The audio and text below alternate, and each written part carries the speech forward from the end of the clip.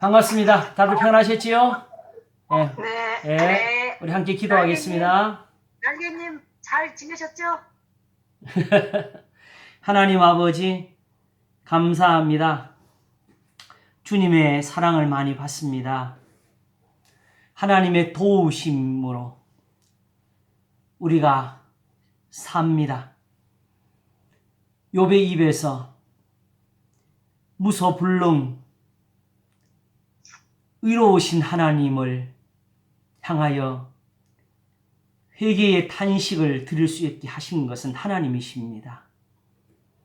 저의 가슴 속에 있어도 자기가 모르던 것, 저가 늘 하나님 앞에 섬기고 있던 그 사실조차도 그때는 잠시 잊고 있던 것을 하나님은 친히 나타나셔서 다투시면서 깨우쳐 주셨습니다.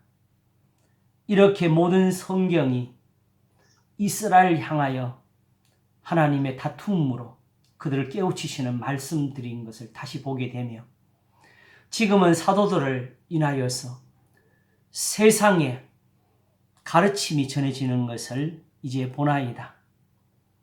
본래 하나님의 말씀이 있던 것을 가지고 그 말씀으로 돌아가야 되는 것을 배워주고 있사오니 우리가 지금 그 은혜를 잊고 주님께로 향하고 있습니다.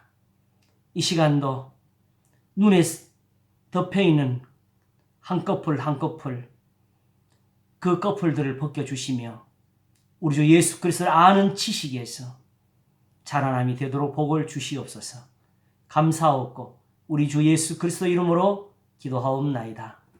아멘. 아멘. 자, 로마서 8장 다시 보겠습니다.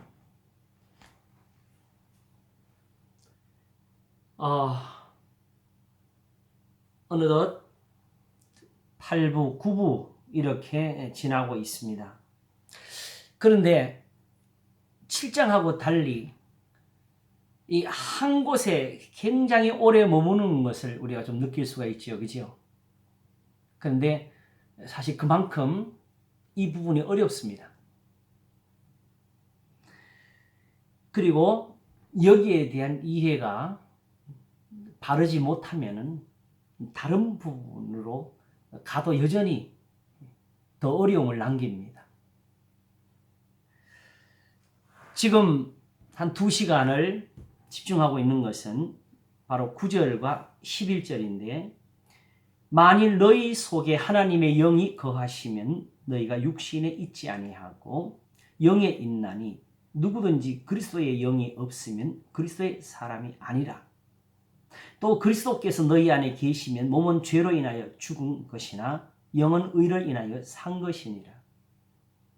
예수를 죽은 자 가운데서 살리신 이의 영이 너희 안에 거하시면 그리스도 예수를 죽은 자 가운데서 살리신 이가 너희 안에 거하시는 그의 영으로 말미암아 너희 죽을 몸도 살리시리라. 이 부분이 가장 자연스럽고 이 부분이 그냥 쉽게 우리 가슴을 찌르고 울리면은 사실은 이 로마서가 풀리고 있는 겁니다. 자, 왜 갑자기 하나님의 영을 이야기하게 되었느냐? 이렇게 오늘 다시 한번 정리를 하겠습니다. 앞에서부터 한번 듣게 되면은 율법이 육신으로 말미암아 연약하여 할 수 없는 그것을 하나님은 하시나니 곧 죄를 인하여 자기 아들을 죄 있는 육신의 모양으로 보내어 육신의 죄를 정하사 육신을 좇지 않고 그 영을 좇아 행하는 우리에게 율법의 요구를 이루어지게 하려 하심이니라. 이 표현은 매우 좋습니다. 특별히 유대인들에게 율법의 요구를 이룬다는 것보다 율법에 이르는 흠이 없는 자루라고 사는 사람들에게 율법의 요구를 이루어진다는 것보다 더 만족스러운 답이 어디 있겠어요? 다만 그것이 어떻게 이루어지느냐? 육신을 좇지 않고 그 영을 좇아 행하는 우리에게라 그랬어요. 그렇죠? 다만 우리가 여기서 한 가지 주의할 게 있어요. 항상 6과 0이 나오게 되면 그 순간 다시 새 속으로 빠져나가는, 제가 말씀을 계속 드리죠. 그래서 뭐가 되냐면 우리 육체와 영혼이라는 이 이분법으로 빨리 들어가 버려. 여기서 우리가 함정에 걸리는 겁니다. 뒤에 말씀이 없어도 유대인들에게는 예수님이 말씀하신 그런 지식이 있습니다. 자, 아침에 설교할 때 오늘 보니까 너무 내용이 생각보다 광범위했어요. 그래서 제가 걱정은 돼요. 이거 말을 다 했나 싶어서. 자, 욥이 이제 하나님과 변론에서 마침내 깨달음을 얻었지요. 이제는 고난만 임하였구나 하는 그 입이 눈으로 주를 배움나이다 했고 무소불능 의로우시다고 말을 했습니다. 그런데 욥이 이런 것을 전에는 몰랐나요? 주신이도 여호와시오, 찾으시도 여호와시오가 이 욥기 시작에서 나오잖아요. 그지요? 그때도 이미 고난을 받았는데, 첫 고난이었었는데, 하루아침에 자식들과 재산이 다 날아가는 그 순간에, 그런데 어느덧 친구들과 다투다 보니까 결국 자기의 순전함을 말하면서 그러나를 거기에 더하게 됐다고요. 그러면서 아침에 잠깐 읽어드렸지만 사실 여기 그 내용을 어디서 뭘 찾는지 잘 모르겠어요. 나 눈에 띄는 대로 말씀드리는데 이제는 어지럽다 그랬어요. 그러니까 사실 말하면 분명히 하나님은 이런 분이 아닌 걸 아는데 그렇다고 생사하복이 다른 데서 오는 것도 아니잖아요. 그러니 지금 너무 어지럽다고.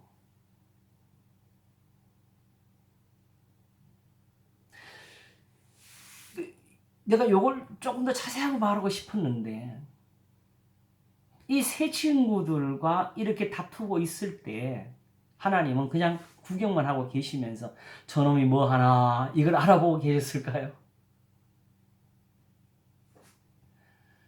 하나님이 욥과 다투는 장면에서도 사실은 저 자신도 그랬어요. 그냥 꾸짖으시나 보다. 네가 왜 나한테 네가 의롭다고 나를 불의하느냐고 그냥 꾸짖는 걸로 보였다고. 그런데 실상은 그게 하나님의 도우심이었어요. 친구들과 달리 하나님은 지금 욥을 깨우치시려고. 결국 하나님의 그 말씀을 듣고 나니까 뭐부터 알았냐게 되면 하나님 말씀을 제일 들은 꽉 찬 그거였어요. 이 세상의 일은 다 하나님이 하시는 건데 우리가 거기를 어떻게 거기서 우리가 헤아리 알 수 있는 게 몇 가지나 있느냐는 거지요. 아침에도 이 예를 드렸는데 비는 좋은 거지만은 그게 때로는 홍수가 돼가 재앙도 되잖아요. 이런 비를 하나님이 하늘에서 내리고 계신다고. 그러니 네가 그걸 어떻게 다 아느냐. 우리가 모르는 거잖아요. 지금은 요즘 특별히 그 유튜브 보면 양자학이라는 그 학문을 공부한 사람이 과학자가 감히 말하기를 양자학을 공부하면 하나님이 없다라는 걸 알겠다 일단 말을 하는 사람이 있는데 진짜 그 양자학을 공부했다고 다 아는 건 절대 아닙니다. 그런 학문이 존재하게 되는 그 이유도 밝혀야죠. 그럼 제가 말하는 게 얼마나 요즘 나는 뭐 옛날에 배웠으니까 그 수준을 말하는 거니까 누가 들어 웃을지 모르겠지만은 정확히 따지면 원자가 하나 있으면은 수소고 두 개 있으면 헬륨입니다. 그냥 원자가, 그죠? 그 자체가 성분이 다른 게 아니고. 그리고 거기에 양자가 있고, 중성자가 있고, 그것이 거기서 주위를 돌면서 원자를 이루고 있고, 걔네들은 지금 우리처럼 의식을 가지고 있고, 계획을 가지고 의도적으로 돌고 있습니까?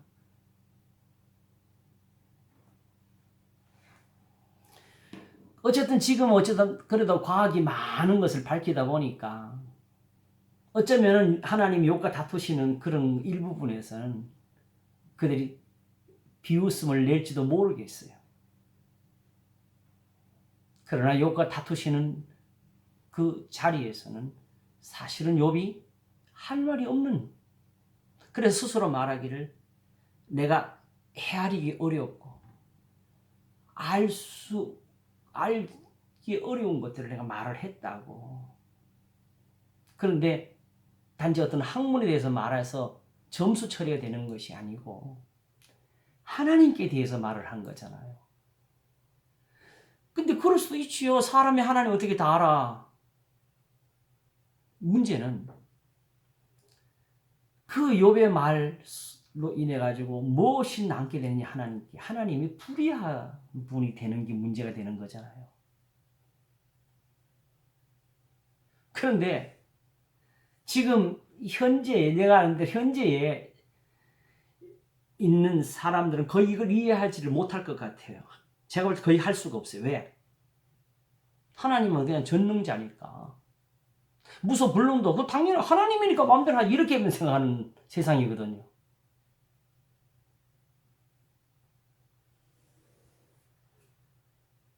그런데 하나님은 의롭지 않으면 아무것도 못 하십니다. 하나님이 판단을 받고 있다. 하나님이 자기 말에 의롭다함을 얻으시며 판단받으실 때 이기려 하심이라 로마서 3장의 말씀을 누가 이해하겠어요? 이걸 이해 못하면 욥기 1장 이해가 안 돼. 어떻게 마귀가 하나님 보좌 앞에 가가지고, 당연히 마귀는 쫓겨나 있어야 되지, 어떻게 보좌 앞에 가가지고 하나님하고 대화를 하냐고, 1대1로. 또 마귀한테 왜 그걸 물어? 그 말은 마귀가 항상 그 대적을 하고 있다는 뜻이지요.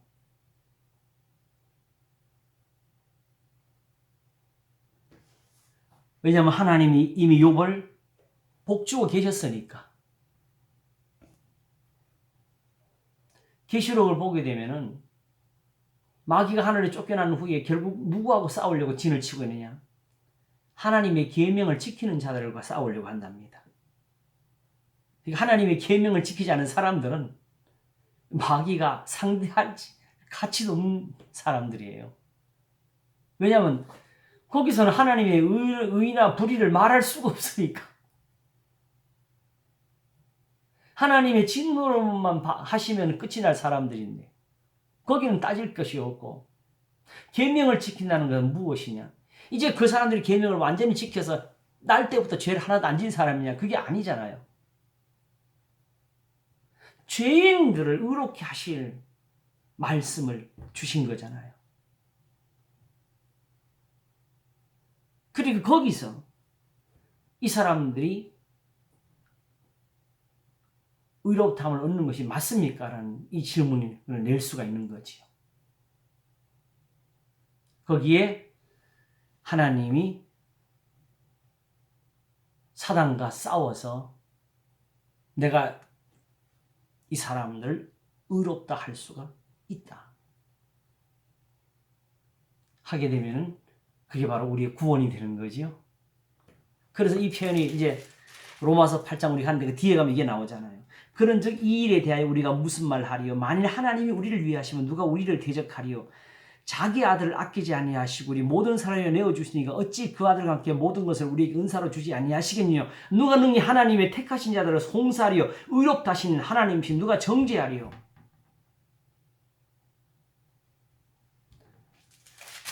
심판이라는 말은 하나님이 그냥 혼자서 화나서 분내시는 거 아니에요. 소돔과 고모라를 이제 벌 주실 때 의인 50명에서 10명까지를 말하는 사람이 아브라함이잖아요. 근데 그 말을 하게 될 때 아브라함이 그 이유를 드렸어요. 세상을 심판하시는 이가 공의를 행하실 것이 아니니까. 악인을 의인처럼 대하는 것도 불가하고 의인을 악인과 함께 죽이는 것도 불가합니다. 하면서 그 성중에 의인 50이 있으면 어찌하시느냐이까 했었던 것이지요. 그래서 오히려 여기서 뭘 보냐게 되면 하나님의 공의라는 것이 얼마나 좋은 것이냐를 보게 되는 거예요. 하나님의 이 공의가 있으니까 의인 50만 있어도 그 성을 살릴 수가 있습니다. 근데 결국은 10명만 있어도 되는 것을 10명도 못 찾아서 롯을 찾았고 롯의 가족만 구원하는데 저 산까지 도망하라 한 것도 멀다고 하니까 소알이라는 작은 성 하나를 롯을 위해서 남겨두십니다. 이게 공의입니다. 이게 하나님의 심판이라고. 여기서 이걸 가지고 그런 걸 하시면 됩니까 하는 것을 막아내시고 무엇을 하십니까? 라고 아무도 말할 수 없게 하시는 게 그게 하나님의 싸움이라고요. 인간들은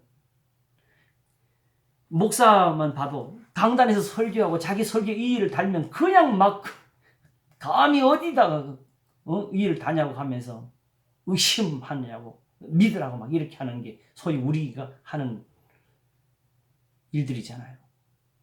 그러니 하나님이 어떻게 이해가 되겠어요? 요나 아시죠?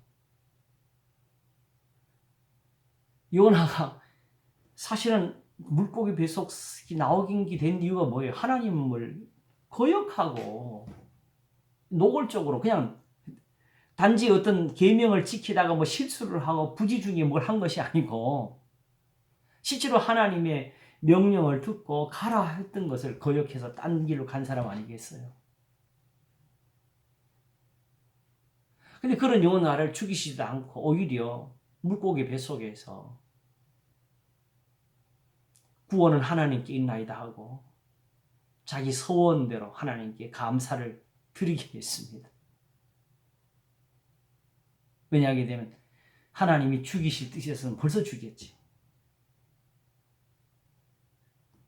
그러므로 내가 주의 목전을 쫓겨났을지라도 다시 주의 성전을 바라보겠나이다 하던 그 소원대로 오히려 하나님을 바라보며 감사를 드리는 게 그게 하나님 앞에 옳았던 것이죠. 이런 것을 하시는 분이 하나님이시잖아요. 그런데 결국은 니느웨에 가서 외치니까 이 니느웨의 성이 요나의 말을 듣고 이스라엘 같은 데 가면 돌 던졌을지도 모르는데 거기서 그냥 사람들이 내려앉아가지고 왕부터 베옷을 입고 백성들에게 명해서 금식하라 하고 혹시 하나님의 뜻을 돌이키지 어떻게 안 알겠느냐 하고 부르짖는단 말이에요. 그게 요나에게는 속이 상한 거지요. 이스라엘이 이래야 되는데 이스라엘은 이걸 안 하는데 이방인이 이렇게 더군다나 이들은 이스라엘을 괴롭게 하는 민족인데 그래서 하나님이 니느웨를 망하게 한다 할 때는 요나에게는 반가웠어요, 사실.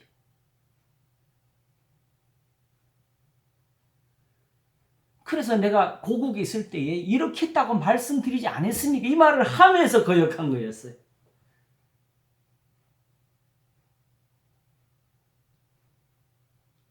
그리고 나서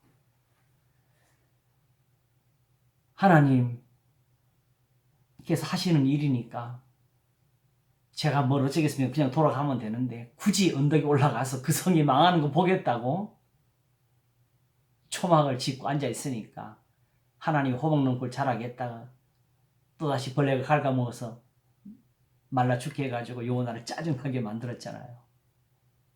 니느웨한테는 저렇게 하시면서 나한테는 이것도 안 주신다고.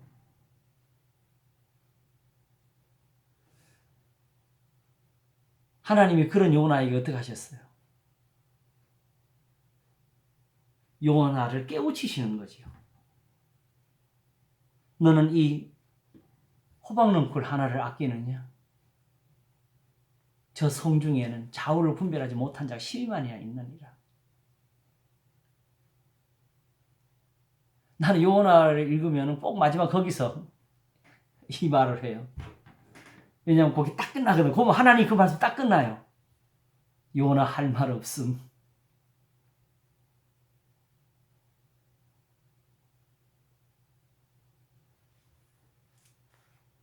하나님은 우리만 심판하시는 게 아니고 하나님 스스로도 심판을 하십니다. 바로 사단이 그걸 가지고 하나님과 싸우고 있는 거예요. 만일 주께서 불의하시면 어찌 세상을 심판하시리요? 그러면 자기가 심판을 받는 것도 없어지잖아요.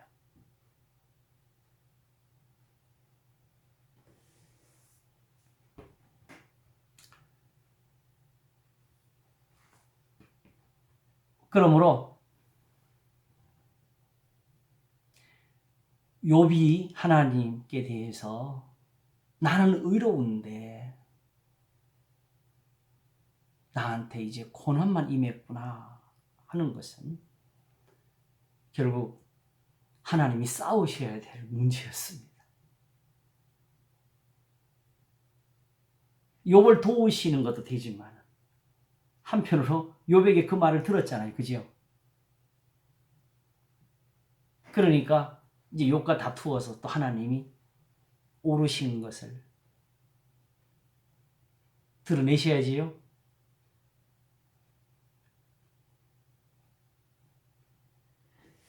이걸 아는 사람이 예레미야였어요.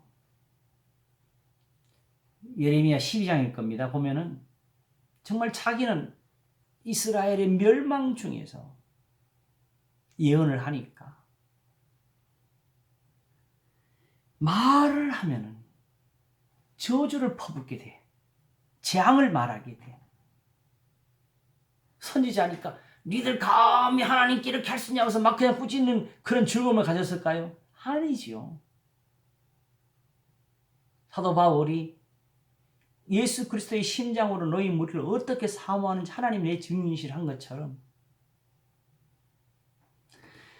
엘리야에게 이스라엘을 사랑하는 마음을 주신 분이 하나님이신 것처럼 예레미야도 그 백성들에게 그 말을 하면서 울었고 괴로웠고 힘들었고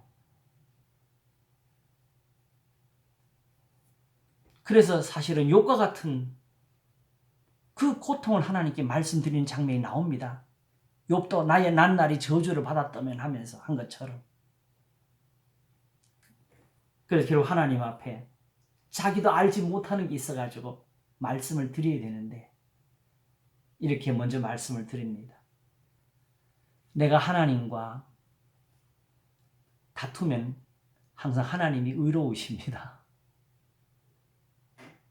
그래서 물어볼 것도 없는 건데 내가 여쭈어보고 싶어서 하는 거라고. 의인이 고난을 받고 악인이 잘 되는 이유가 무엇입니까? 한번 여쭈어보게 되지요. 그때도 하나님이 하신 말씀은 사실은 하나의 꾸짖음 같았지요. 걸어다니는 사람하고 이렇게 힘들면 달릴 때는 어떻게 하겠느냐고.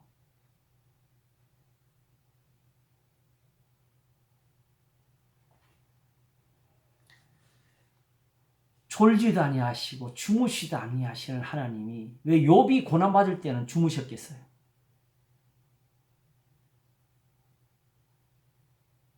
하나님은 욥의 말을 들으시면서 실상은 욥이 이기시도록 돕고 계셨습니다. 왜냐하게 되면은 욥이 이걸 몰랐던 것이 아니고 주신이도 여호와시요 차시도 여호와시니 그 사람 아닙니까? 이 사람이 지금 잠시 어지럽다 하면서 혼란에 빠져 있는 것을 주님이 도와주시는 게 옳지 않겠어요? 하나님이 도우시는 거예요. 그 꾸지람이 사실은. 안 그랬으면 그냥 혼내시면 한 번 때리면 되지요. 이런 사랑은 의인들만 받습니다. 징계가 없으면 사생자라고 했잖아요. 예수님이 도마가 예수님 못자국 만져보고 옆구리 창자국 만져보고 해야 될 때 예수님 뭐라고 하셨어요? 보여주셔서 만져보라고 했잖아요. 그럼 믿는 자가 데려가셨잖아요. 제자들이 예수님 잡히시던 그날 밤까지도 하늘에서 누가 더 높으냐고 싸우고 있는 걸 보시고 주님이 뭐라 하셨어요? 대에 물을 떠다가 친히 발을 씻겨주시면서 너 이렇게 하게 하려고 내가 했다고 했잖아요. 그걸 요한복음 13장 1절에 쓰기를 예수께서 자기가 세상을 떠나 아버지께로 가실 때가 된 줄 아시고 세상에는 자기 사람들을 사랑하시되 끝까지 사랑하시니라.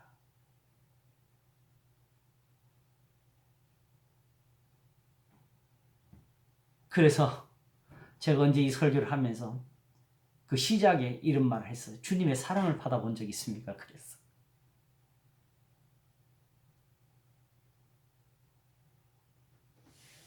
그렇게 해서라도 제자들로 하여금 사랑하게 하시려고 하신 것이 주님의 사랑입니다. 이와 같이 욥을 도와서 본래의 욥으로 돌아오도록 하신 것이 하나님의 다투신 일입니다. 다툼은 결국은 그 사람 생각을 끄집어내는 거지요. 하나님이 욥이 그 대답을 할 수 있도록 사실은 그걸 다투고 계시던 거죠. 하나님을 네가 아느냐? 네가 얼마나 아느냐 하시면서 내가 세상을 지을 때 별을 지을 탄을 지을 때 있었느냐고 하시면서 악의 힘을 보여주시면서 그 비늘을 말씀하신 진짜 비늘이라는 거 신기한 게 하나 보면 다 떨어지는 건데 그죠? 다 하게 덮여가지고 연결된 것처럼 있는 거.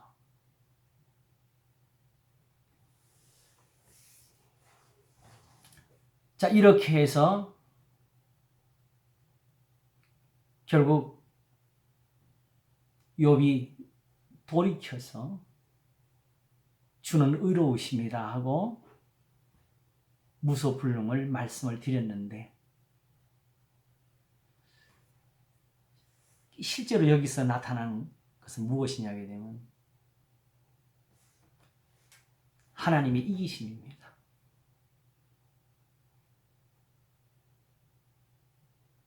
이렇게 욥을 도우셔가지고 욥으로 하여금 회개케 하시고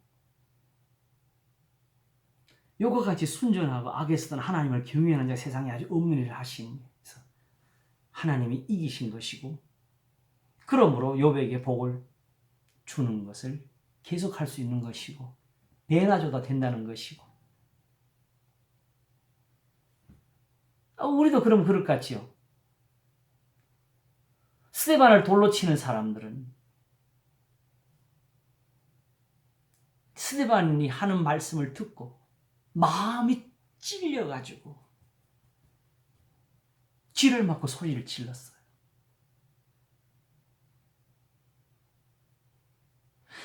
어떻게? 조상들이 했던 일을 하고 있다고 항상 성령을 거스려 말하기를 맞이하지 않는다고 했어요. 이때 스데반이 말씀하신 성령은 뭡니까? 구약 성경이잖아요.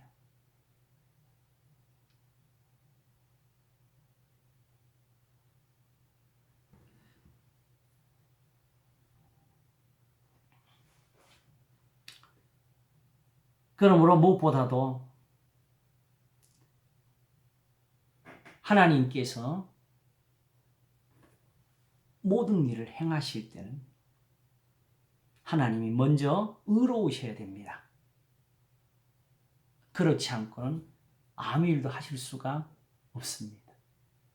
율법은 바로 그렇게 하나님의 선하심을 위해서 모든 의를 이루는 말씀이었습니다.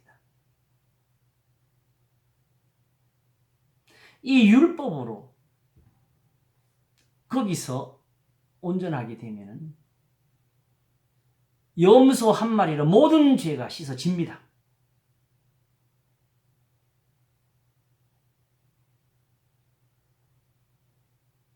왜? 염소의 피가 씻는 것이 아니고 바로 우리 주 예수 그리스도의 피 흘리심이 있어서.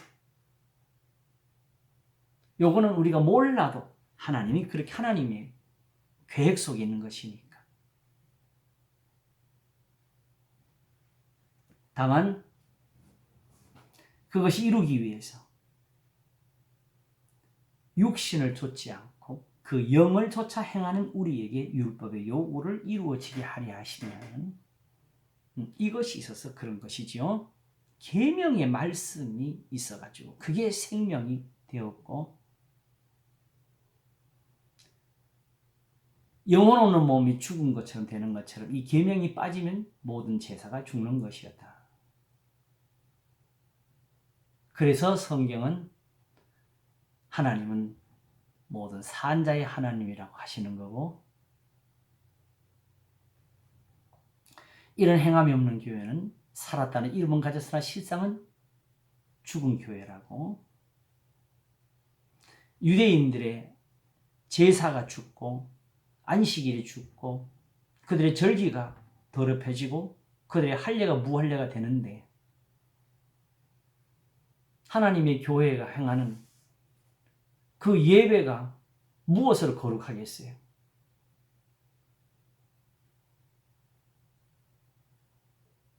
그러므로 말씀을 순종함이 없이 드리는 예배는 죽은 예배입니다.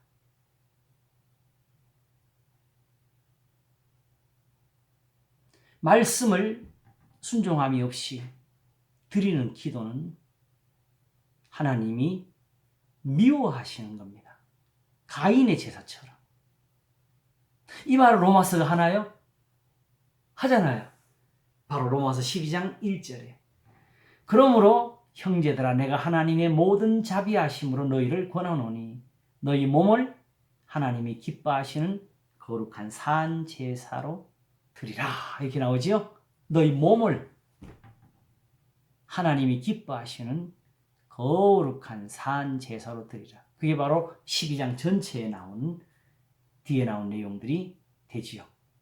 사랑엔 거짓이 없나니 악을 미워하고 선에 속하라 하면서 우는 자들과 함께 울고 기뻐하는 자들과 함께 기뻐하고 아무에게도 악을 갚지 말라고 가르치시는 이 교훈이 이 말씀을 주신 것이 바로 영입니다. 이것이 바로 예수님 말씀하신 거 살리는 것은 영이니 육은 무익하니라 한 것입니다. 그러니 욥을 도우신 것처럼 하나님이 이스라엘을 도우셨고 세상을 또한 돕고 계시는 거죠. 졸지도 아니하시고 주무시지도 아니하시면서 지금도 하나님은 그렇게 일하고 계십니다. 그래서 우리가 잘 때에도 하나님의 말씀은 역사하고 있습니다. 자, 이렇게 해서 율법의 요구가 이루어진다. 모든 의를 이룬다는 뜻이 되는 것입니다.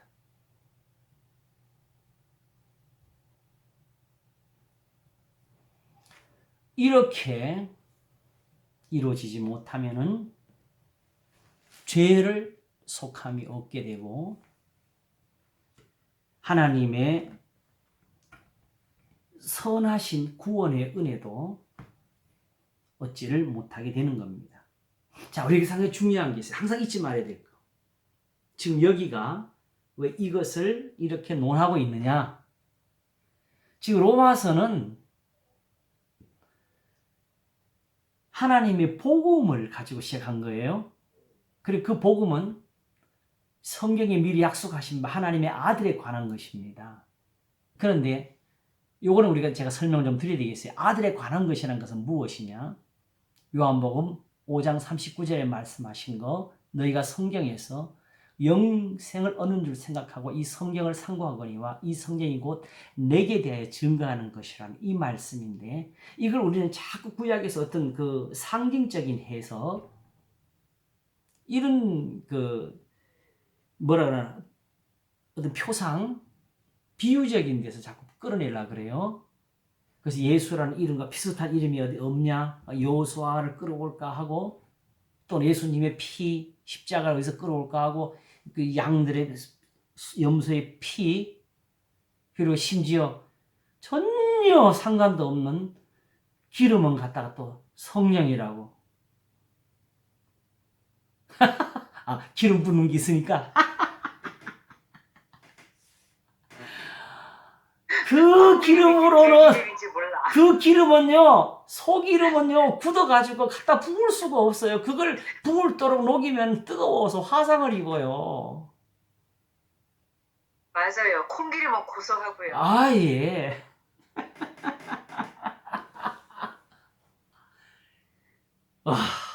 인간이 거짓말을 결국은 왜냐하게 되면 우리가 먼저 하나님 아닌 것을 하나님으로 만들어 놨기 때문이고요. 하나님 말씀이 아닌 것을 하나님 말씀으로 우리가 미리 만들어 놨어요. 물론 그 단서들은 성경에서 가져왔어. 그러나 본래 성경에서 그 뜻이 아닌 것을 그걸 끼워 맞춰가지고 우리가 나름대로 사실은 신을 또 만들어서 섬기고 있던 거예요. 범사에 자기를 가리켜 하나님이라 하는 하나님의 성전에 앉아있는 세상신. 유대인들은 말하게 되면 로마서 1장 18절 이하에 나오는 거. 하나님을 알되 하나님을 영화롭게도 아니하고 감사치도 아니하며 스스로 지혜에 있다는 그 생각이 허망하여지고 미련한 마음이 어두워졌나니, 스스로 지혜에 있다는 그 생각, 미련한 마음이 어두워졌나니 스스로 지혜에 있다나, 제가 헷갈리. 썩어지 않은 하나님의 영광을 썩어진 사람과 금수와 버릇 형상의 우상으로 바꾸어내려 하던 게 바로 그때 예루살렘에서 드린 제사를 두고 한 말씀이에요. 이렇게 해가지고 2장 가서는 율법을 자랑하는 내가 하면서 실제로 하나님 앞에서 가르치면서 자기가 행하지 않는 그 유대인들을 말하고, 그러므로 내 할례가 무할례가 되었다고 가르치지요. 이렇게 나온 것이, 시작해서 발전해 나온 것이 로마서입니다. 그러므로 항상 거기서부터 모든 것이 펼쳐졌어요. 그러므로 어디냐? 율법은 왜 있느냐? 도덕과 윤리적인 어떤 기준을 제공하는 것이 아니고 하나님께 나아감입니다.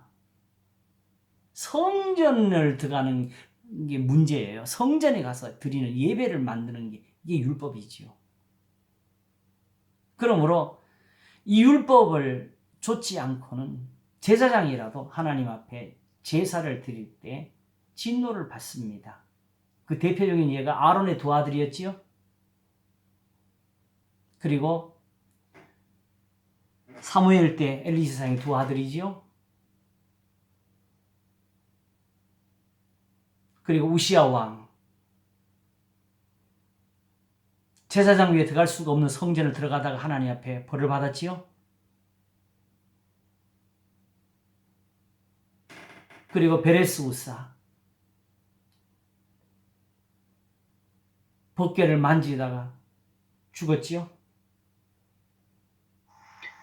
베레스 의사는 억울할 것 같아요. 소각이 흔들리니까 그렇죠. 무심코 잡을 수 있잖아요. 그런데 문제는 중요한 거는 그 베레스 우사가 어떻게 되었냐 그 자체는 우리가 다 모르니까 말하지 말고 중요한 것은 이스라엘을 향한 하나님의 교훈이 더 그때는 더 소중해서 그랬어요. 왜? 우선 다윗이 잘못했지요.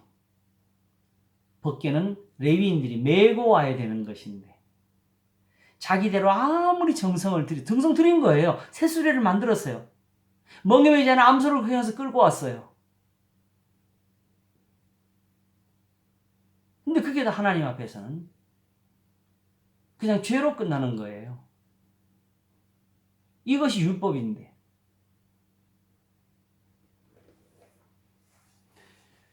율법의 요구대로 되지 않으면 하나님 앞에 나아갈 수가 없습니다. 하나님을 모실 수도 없고 성전을 지을 수도 없고 그리고 그 제사도 연락되지를 않습니다. 그걸 그렇게 배워주셨는데 우리는 지금 그런 건 다 무시하고 살아요. 하나님은 그걸 가지고 결국 뭘 가르치려 하신 거예요? 계명을 지키라고 가르치려고 하신 것이었지요. 결국 예수님이 가르친 게 뭐예요? 이 계명 중에 지극히 작은 하나라도 지키고 사람을 가르쳐라. 왜 믿음이 겨자씨만큼이라도 말을 했겠어요? 유대인들 눈에 계명 중에 지극히 작은 것은 뭐였느냐? 서로 사랑하라였어요. 이런 것은 안 지켜도 된다. 하나님께 예물만 드리면 되니까. 그러니까 부모에게 드릴 것도 하나님께 드리라고 가르치는 거지요. 왜 겨자씨만큼이냐? 그들에게 겨자씨만큼은 자기는 그 겨자씨만큼이라는 거냐? 그 어떤 계명이 따로 있는 게 아니에요. 상대적으로 자기 눈에 그렇게 보이는 게 문제지요. 바로 서로 사랑하가 그들의 눈에는 겨자씨 같은 그런 말씀으로만 여겨졌던 거지요. 그래서 예수님은 지극히 작은 것이라는 말을 쓰신 것이고 겨자씨만큼이라는 표현을 쓰신 거예요. 그런데 우리가 볼 때 정말 베레스우사 같은 거 정말 그거 어떻게 보면 제사 드리러 간 제사장도 아니고 그렇지요. 하나님 그걸 보여주셨잖아요.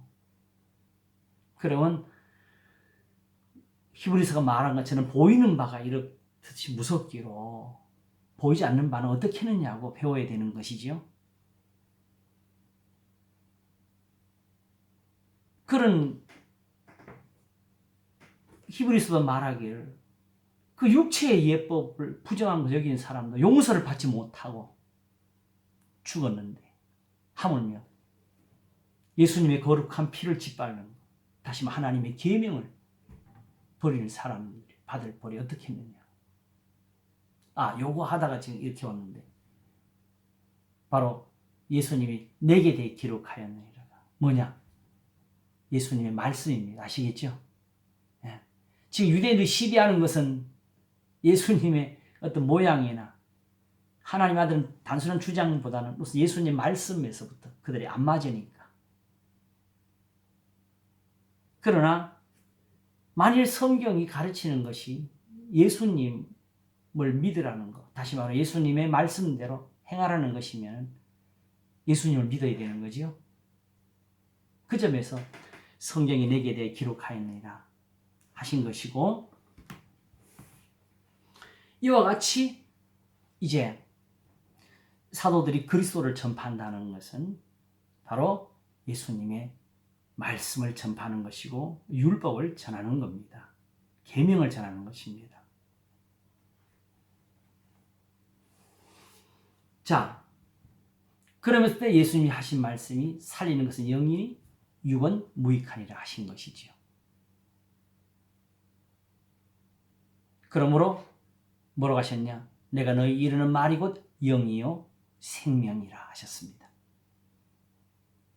자, 요런 생각. 그러니까 유대인들에게는 본질적으로 영과 육에 대한 이런 생각이 이해하도록 들어가 있는 게 유대인들이에요. 다만 그들이 보고도 듣고도 알지 못하고 깨닫지 못하는 거기에 가 있는 게 문제였지. 니고데모가 거듭남에 대해서 말을 듣고 어떻게 이런 일이 있으냐 하니까 예수님이 뭐라고 하셨어요? 너는 유대인의 선생으로서 이런 일 알지 못하냐고 하셨잖아요. 예수님 말씀을 못 알아듣는 거는 그 못 알아듣는 자체가 죄가 되는 거예요. 유대인들은. 자기들이 믿었던 것을 지금 부정하는 것이고 깨닫지 못하는 것이고 버린 것이기 때문에.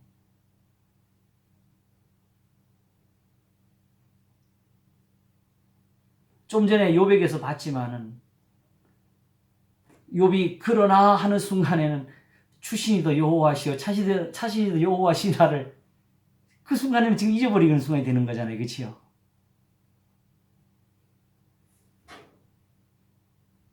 그러니 스데반의 말이라도 듣고 찔리면은 거기서 돌을 내렸어야죠. 근데 오히려 귀를 막고 소리를 지르면서 돌을 던졌어요.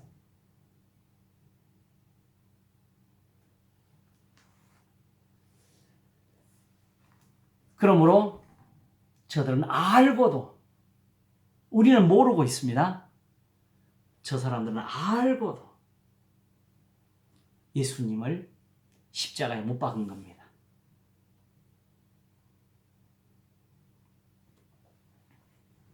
예수님 말처럼 본다 하니 너희 죄가 거저 있느니라 된 거지. 욥을 보면서 떠올려진 것 중에 하나가 부딪힐 돌에 부딪혀놓으라는 그 말씀.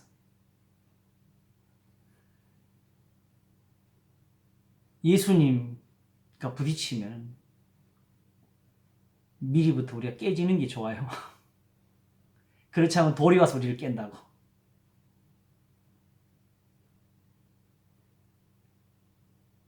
말을 많이 하는 사람들이 심판을 받을 줄 알라가 야고보에서 그 말씀 이런 걸 두고 하는 거예요. 야고보서는 그 자체에서 이 야고보서 하는 말 위에 더하지 말라는 소리예요. 사도 바울이 디모데후서 3장에서 모든 성경은 하나님의 감동으로 된 것이라고 말을 할 때에 그 앞에서 한 말이 뭐예요? 내가 어려서부터 성경을 알며 성경은 너로 하여금 그리스도 예수 안에는 믿음으로 말미암아 구원에 이르는 지혜가 있게 하느니라 그랬잖아요. 성경만 보도 안 돼. 결국 그 말은 뭐예요? 그렇게 해서 지금 내가 너한테 하는 말이 하나님의 뜻인 줄 알라. 이렇게 배워주는 것이죠.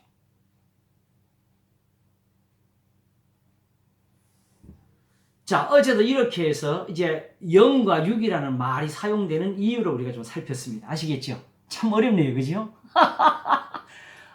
나도 하면서 뭐 안 놓치려고 엄청나게 집중을 지금 했는데 그래도 끝까지 잡았습니다. 자, 중요한 게 있어요. 그러면 이제 이 말을 알았을 때 바로 육신을 조는 자는 육신의 일을, 영을 조는 자는 영의 일을 생각하나니 육신의 생각은 사망이, 영의 생각은 생명과 평안이니라. 육신의 생각은 하나님과 원수가 되나니 이는 하나님을 기쁘시게 원수가 되나니 이는 하나님의 법에 굴복지 아니할 뿐 아니라 할 수도 없습니다. 육신에 있는 자들은 하나님을 기쁘시게 할 수 없느니라 까지 말을 했어요. 그리고 이제 9절이 나오는 거죠. 자, 그러면 이제 8절까지를 많이 알아들었다면 우리 속에 이런 생각이 나왔을 겁니다. 그러면 어떻게 하면 육신에서 떠나지? 어떻게 하면 내가 지금 영에 속해 있을 수가 있지? 그쵸? 자, 이럴 때 성경이 말씀하신 것처럼 영들을 다 믿지 말고 영들이 하나님께 속했나 시험하라 한 것처럼 또 영들도 다시 말하게 되면 교훈도 가지가지잖아요. 고린도서에 보게 되면 그리스도 예수 안에서 1만 선생이 있다 그랬어요. 그렇죠? 그러나 바울처럼 그렇게 가르치는 사람은 사실은 많지 않다고. 그러므로 선생으로 다 받을 수가 없지요. 이 점에서 영이 말씀이라고 깨달아지게 되면은 그러면 영들 중에서 어느 걸 고르고 싶어요? 어떤 영에 거하고 싶어요? 당연히 답에는 하나님의 영에 거하죠.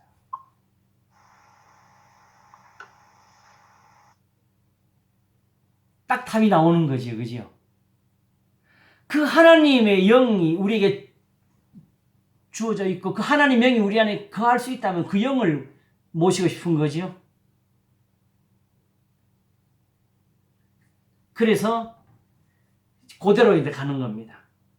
율법의 요구대로 하나님의 영이 우리 안에 거하게 하자. 이 답을 가지고 들고 들어오는 게 구절이 되는 거죠. 만일 너희 속에 하나님의 영이 거하시면 너희가 육신에 있지 아니하고 영에 있나니 누구든지 그리스도의 영이 없으면 그리스도의 사람이 아니라. 그리고 영은 이미 앞에서 말하기를 말씀이라고 알고 있었으니까 하나님의 말씀이 거하면 이렇게 되는 거죠. 지난 시간에도 말씀드렸지만 하나님을 볼 수 없는 것처럼 영도 우리가 볼 수가 없고 만질 수가 없는 거라고 그랬잖아요. 그럼 만약 하나님의 영이라도 실제로 우리 속에 거하신다 할지라도 그 영이 하나님 영인지 아닌지 우리가 분별할 수가 없는 거지요. 오직 하나님의 말씀으로 하나님의 말씀을 하는 그 이가 하나님의 영입니다. 그러므로 그리스도의 영은 그리스도의 말씀을 합니다. 영이라는 그런 의미에서 풀면 이런 것이고 본질적으로는 하나님의 말씀이고 그리스도의 말씀이 되는 거지요. 만일 너희 속에 하나님의 영이 거하시면 너희가 육신에 있지 아니하고 영에 있나니. 자, 그런 문제는 그 하나님의 영을 어떻게 구분하느냐에 또 답 문제가 나온 거잖아요. 그죠? 답은 나왔는데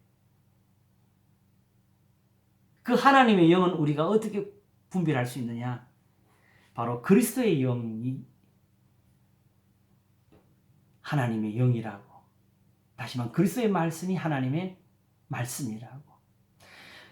바리새인들의 율법이 하나님의 율법이 아니고 제사장들의 율법이 하나님의 말씀이 아니고 예수 그리스도의 말씀이 바로 본래 율법이라고 예수님 말씀하시기를 내가 율법이나 선지자나 폐하러 온 것이 아니라 도리어 완전히 함이로라 하셨고 천지가 없어지기 전에는 율법이 1.1획으로 반드시 변하지 않고 다 이루리라 하셨고 그리고 이제 7장에서 결론을 내리실 때에 그러므로 무엇이든지 남에게 대접을 받고자 한다면 너희가 남을 대접하라. 이것이 율법이요 선지자니라 하셨어요. 문제는 그 율법을 제사나 안식일로 알고 있는 사람들은 아니라는 거죠. 그들은 하나님의 영을 알 수가 없지요. 오직 이 계명의 말씀을 아는 사람들이 하나님의 영을 아는 것이고 그러므로 지금 이 순간에는 하나님은 한 분이시다를 놓고 유대인들이 있고 그리스도인들이 있고 사도들이 있고 제사장들이 있습니다. 하나님의 영이 어디 계시니? 요 문제거든요. 바로 그리스도의 영이 있는 곳. 그래서 문제는 그리스도의 사람이다. 이렇게 표현된 거예요. 그래서 그리스도의 영이 없으면 그리스도의 사람이 아니라.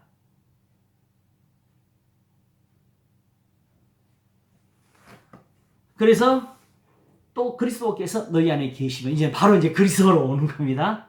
아시겠죠? 이렇게 해서 예수님이 우리 안에 계시는 그런 은사가 이루어지는 겁니다.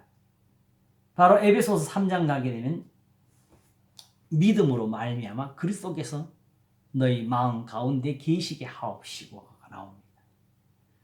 또 사도 바울은 골로새서 1장에서 너희 안에 계신 그리스도시니라 이렇게 표현을 했지요. 근데 이 표현 좀 주의해야 돼요. 이걸 가지고 무조건 그냥 영접해가지고 막 주님 안에 계신다 이렇게 믿는 거. 보십시오. 예수님이 내 마음에 들어오시는데 내가 허락을 해야 들어옵니까? 이거부터가 안 맞는 거죠. 내가 주님을 모실 수 있는 그런 식의 말씀이 이루어지려면 결국 다른 것이 없어요. 내가 말씀을 받고 안 받고 여기 있는 거지. 내 안에 들어오셔서 내 마음의 왕자에 앉아주시고 나를 다스려 주시옵소서. 이게 진짜 이게 거짓말이죠. 세상신이죠.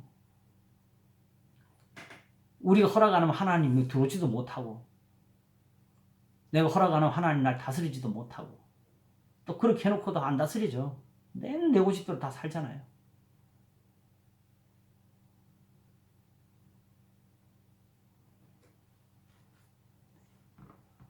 그래서 결국은 그 말을 그렇게 해놓고 그 영적 기도를 또 합리화시키려고 그러게 되면은 내가 좀 깊은 영적 관계를 자꾸 찾아야 돼, 예수님하고. 주님이 나를 찾으시면 되지. 보이지도 않고 숨어 계시면서 우리 보고 찾으라고 하셔요. 언제 이스라엘이 시내산에서 숨어있는 하나님을 찾았습니까? 하나님이 오셔서 자기를 보이신 거지.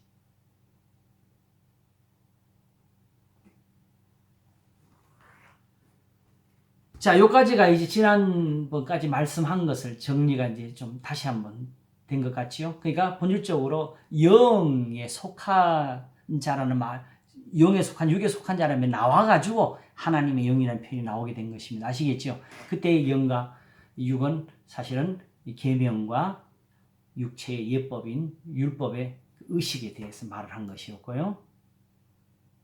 자, 이렇게 해서 지난번에 여기까지 갔는데 바로 11절 예수를 죽은 자 가운데서 살리신 이의 영이 너희 안에 거하시면 이러면 다시 9절에서도 받아오셔야 되겠지요? 예수를 죽은 자 가운데서 살리신 이의 영이면 누구의 영입니까? 하나님의 영. 하나님의 영이죠. 본질의 답은 어딘지 아시겠지요? 그러니까 예수님이 내 안에 계시냐 안 계시냐 이 답이 아니고 원래는 하나님이 내 안에 계시냐에 그 답을 찾는 거예요. 아시겠죠? 그것이 이제는 예수님의 영이 내 안에 계시는 거고 그리스도께서 내 안에 계시는 거다. 이 말이 되는 겁니다. 이게 왜 중요하냐? 그렇지 않고도 뭐 하나님 잘 섬기고 있잖아요 하면 말이 되는 수도 있는데요. 문제는 성경을 이해하는 데 있어가지고 이게 중요한 것이 뭐냐? 지금 우리가 섬기는 이 계명, 예수님의 말씀이 본질적으로는 율법이었다는 걸 깨달아야 돼요. 지금은 복음이라는 그 이름을 가지고 오히려 이 계명을 다 빼버리잖아요. 단지 예수님 십자가에 달린 거, 예수님 영접하는 그 기도만 가지고 정말 이 구원의 말씀을 다 사라지게 해버렸잖아요. 교회가 다시 살기 위해서는 이렇게 깨닫는 게 필요합니다. 이거 아니면 이렇게 돌아갈 수 있는 지혜가 없어요, 제가 볼 때는.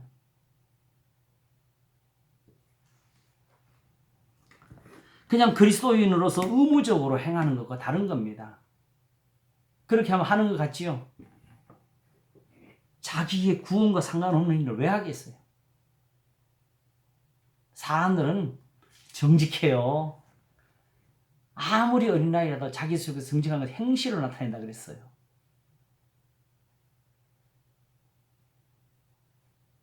구원을 얻기 위해서 예수님 믿었는데 구원과 상관없는 것을 왜 행하겠어요? 욥은 이걸 생명같이 여기서 이렇게 살았는데 하나님 앞에서 선종하리라 하고 내가 저 사람들을 몰라주면 하나님 내 기도를 안 들어주실 거라고 하면서 그걸 두려워하면서 섬겼는데 우리의 능력은 따로 기도하면 받는 거고 그래서 죄는 다 기도 안 하는 데 있어. 이 죄는 없고 그러니까 우리가 지금 뭐하고 있는 거예요? 이러면 완전히 마귀를 쫓고 있는 거죠. 귀신을 따르고 있는 거죠.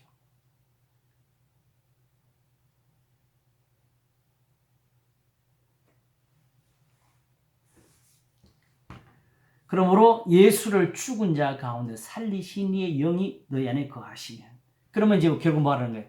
그야말로 이 말이 예수님을 마음에 모시라는 이 말씀이 되는 거죠. 진짜로. 그죠? 우리가 지금 들은 것처럼 예수님의 말씀이 너희 안에 거하시면이 하나님 예수를 죽은 자 가운데 살리시는 영이 너희 안에 거하시면 이 표현이 결국 예수님 말씀이 너희 안에 거하시면 이렇게 되는 거예요. 그러면 너희 안에 거하시는 그의 영으로 말미암아 이것도 하나님의 영이지요. 그죠? 네. 너희 죽을 몸도 살리시리라 한 것이었고 마침내 저는 이것을 다시 죽었던 거 바로 제사와 또 안식이가 이런 것이 오히려 살아나는 것이라고 제가 지난번에 이렇게 말씀을 드렸습니다. 왜냐하면 여기서 이 육신 여기서 갑자기 저 죽은 자의 부활이 나올 이유가 없어요. 지금 왜 그러냐 하게 되면 육신에 속한 율법의 요구에 대해서 지금 말하고 있었던 것이거든요. 지금 목표는 하나님께 나아감입니다. 여기서 어떻게 나아가느냐의 문제였거든요. 그리고 특별히 유대인들이 되어보게 되면요, 이렇게 예수님 믿는 것이 정말 쉬운 일이 아닙니다. 왜냐하게 되면 지금까지 세상 말로 하면 전통을 가지고 살아왔던 거, 그때는 그게 단순하게 습관이 아니고 그게 생명인 줄 알았어요. 그렇죠? 오직 그게 선함인 줄 알았어요. 사도 바울이 하는 것처럼 선을 행하기 원하는 나였다고 율법으로 흠이 없는 자라며 살았던 그것을 배설물처럼 여겨야 되는 거, 만지지도 말고 맛보지도 말아야 되는 거, 이 자리에 들어오기가 그냥 쉽겠어요? 진짜 믿음이 아니면 안 되지요.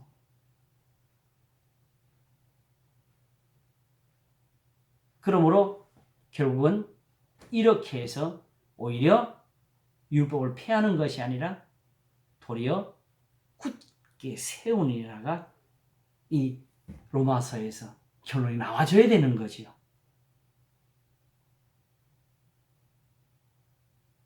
이해되시겠지요? 네.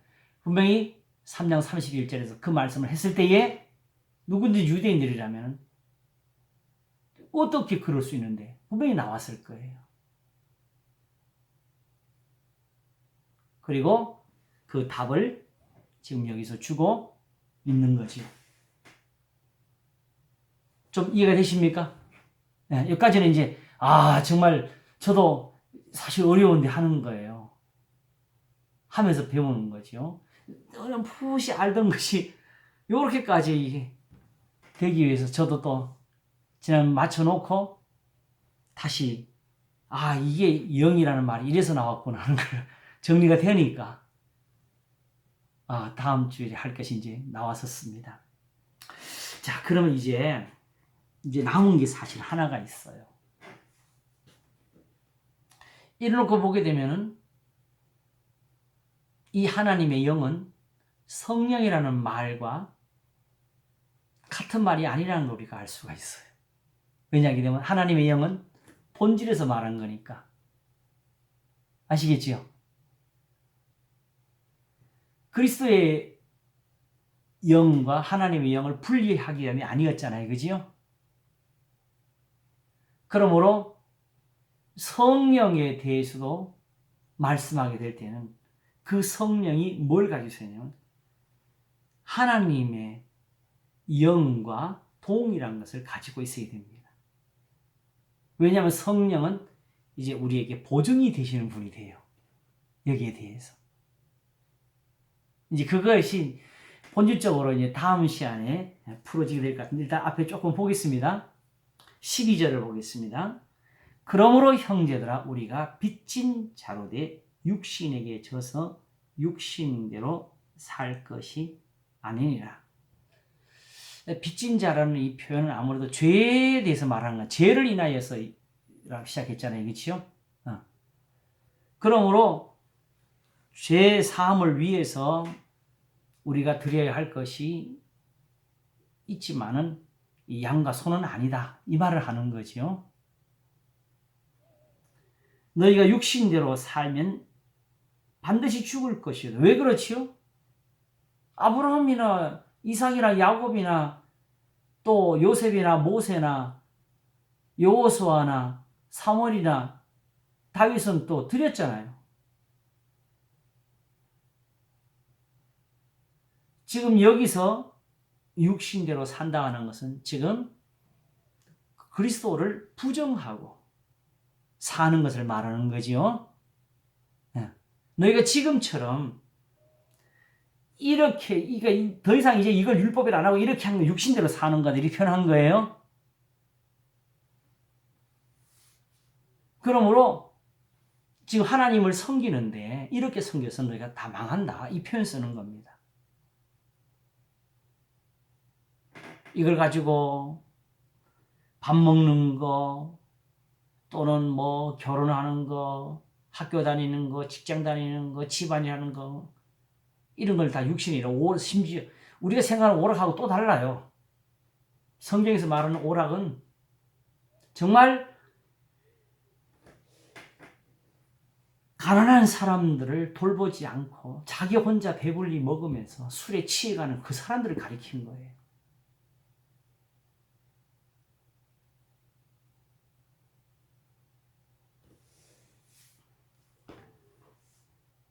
그러므로 형제들아 우리가 빚진 자로 육신에게 져서 육신대로 살 것이 아니니라. 우리가 마땅히 죄를 위해서 드릴 것이 있는 것은 맞다 이거죠, 그죠? 그러나 육신대로 할 것은 아니다. 왜냐하면 이렇게 하는 사람들은 지금 영을 좇지 않으면서 하고 있으니까 영으로서 몸의 행실을 죽이면 살리니 요 행실은 쉽게 말하면 이거는 진짜로 우리가 악을 행하는 그걸 가리키는 것 같아요. 영으로서 몸의 행실을 죽이면 살리니 무릇 하나님의 영으로 인도함을 받는 그들은 곧 하나님의 아들이라. 요것입니다. 아시겠죠? 계속 하나님 영이 중심에서 나왔죠. 그렇죠? 이제 보니까 아직까지는 성령이 안 나왔어요. 이게 중요한 거예요. 이제 보니까. 왜냐하면 요거 지나면 성령이 이제 우리 영으로 더불어 우리가 하나님의 자녀를 증가하신다는 말이 뒤에 나오거든요. 지금 이거는 하나님의 영으로서 몸의 행실을 죽이면 살리는 거지. 영으로서 몸의 행실을 죽이면 살리니 하면서 이 영은 어떤 영이냐? 하나님의 영으로 인도를 받는 그들이라 그랬어요. 그렇죠? 이해가시겠죠? 그러므로 그리스도를 좇는 것, 그러므로 형제들아 내가 하나님의 모든 자비하심으로 너희를 권하는 너희 몸을 하나님이 기뻐하시는 거룩한 산 제사로 드리라. 사랑엔 거짓이 없나니 악을 미하고 선에 속하라. 우는 자들과 함께 울고 기뻐하는 자들과 함께 기뻐하고 아무에게도 악을 갚지 말게 하고 모든 사람은 더불어 화평함을 좇으라. 너희 원수가 줄이면 먹이고 목마르면 마시우라 하는 이것이 바로 영적인 예배라 그랬어요. 육신을 좇는 것이 아니고. 그렇게 말하니까 이제 제사가 다 사라졌으니까 살아있는 제사가 있다는 걸 보여주는 거죠.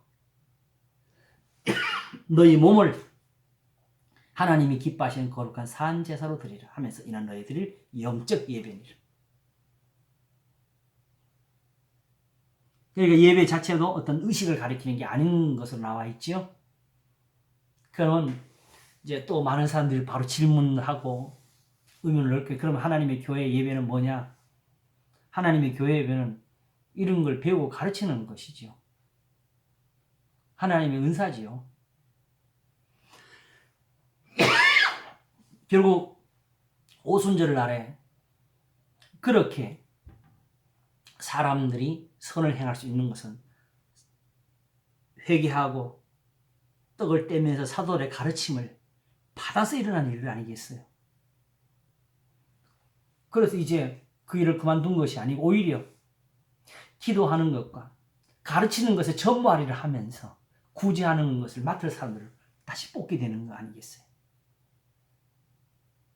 그러니까 실상은 교회가 중요한 겁니다. 그 위치를 찾아야지요. 본래대로. 그리고 성도들은 그렇게 해서 사한 제사를 드리는 그런 제사장들이 돼야 되지요. 사람들은 참 악한 것 같아요. 베드로 전서에서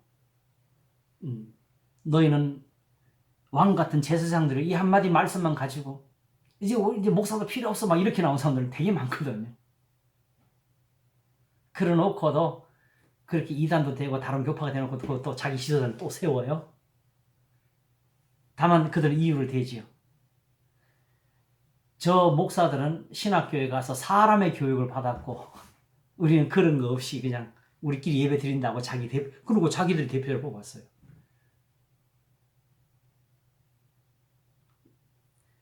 지금 이렇게 신학의 교육을 만들고 목사를 세우는 이유는 오히려 최소한도 우리가 아는 은혜대로 하나님의 교회를 지킬 수 있도록 정말 교육을 받은 사람에게 맡기자고 한 거지요. 아무리 못 맡기니까. 그러므로 그래도 신학 교육을 받은 사람들이 안전합니다, 여러분.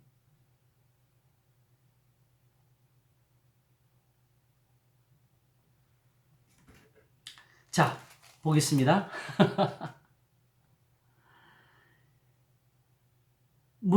그래서 이제 하나님의 영으로 인도를 받는 그들은 곧 하나님의 아들이라 하고 14절에 이제 나왔죠. 여기까지 이해 가시겠죠? 예.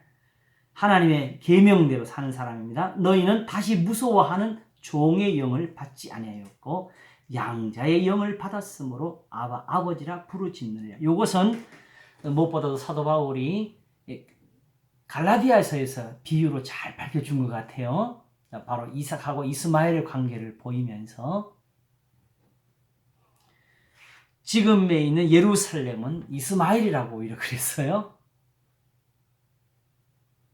그리고 이제 그리스도인들을 이삭과 같은 약속의 자녀라고. 왜?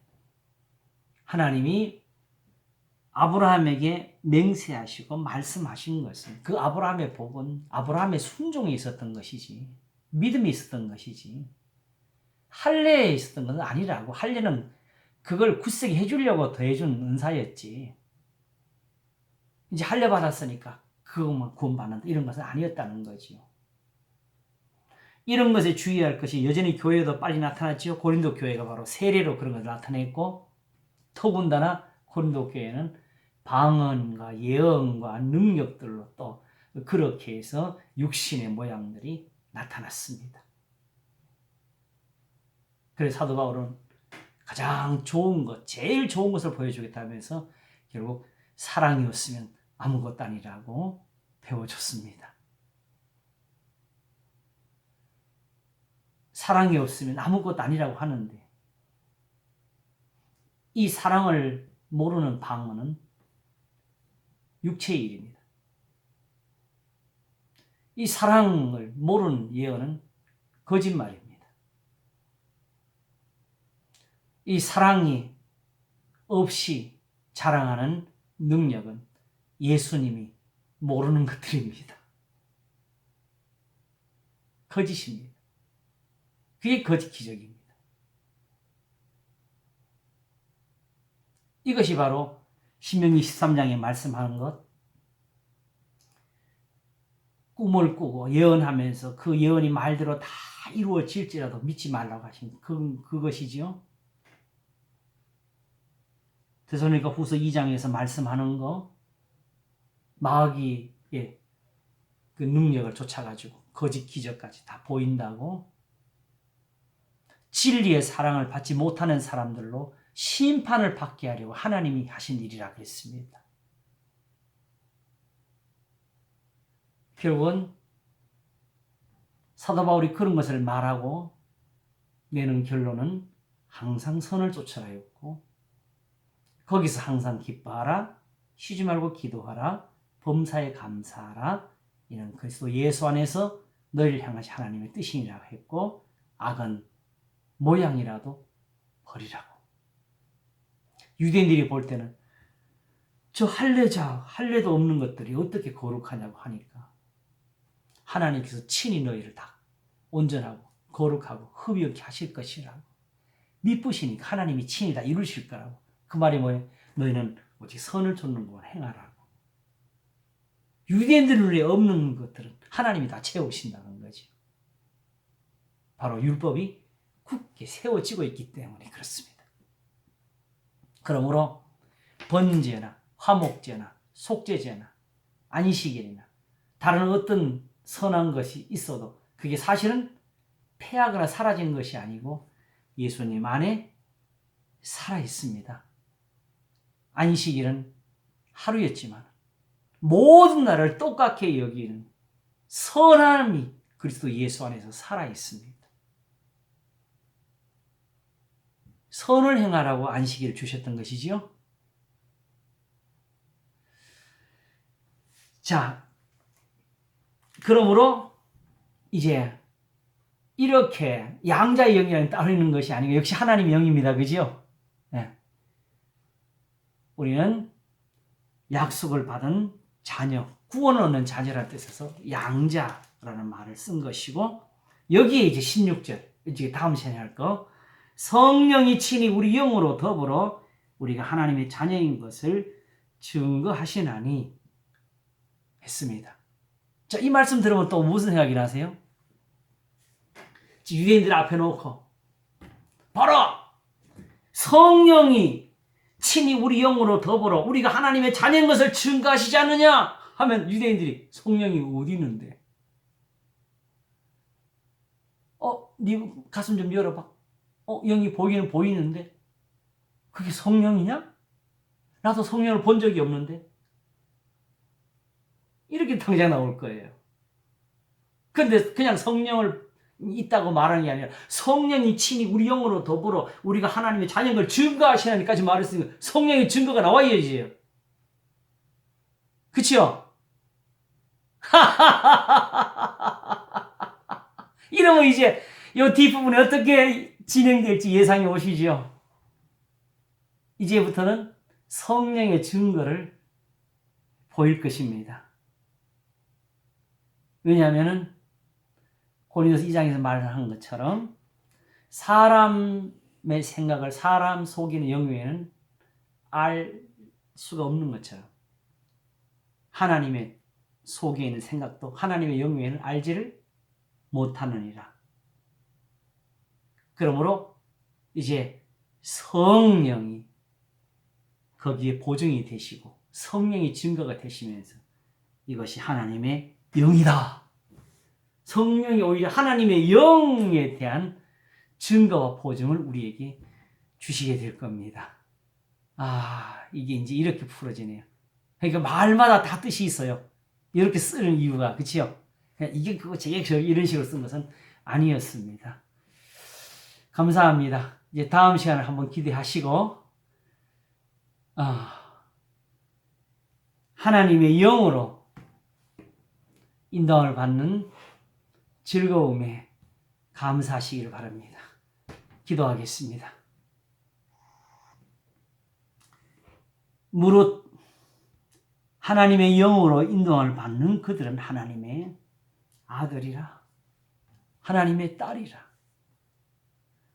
우리가 자녀인 것을 증거하시는 성령이 계십니다. 우리가 또한 그 성령으로부터 증거를 얻을지인데 우리 주 예수 그리스도의 사람이 되는 것, 그리스도의 영이 우리 안에 계시는 이 선물이 바로 하나님이 우리 주 예수 그리스도의 피 흘리심으로 주신 선물입니다.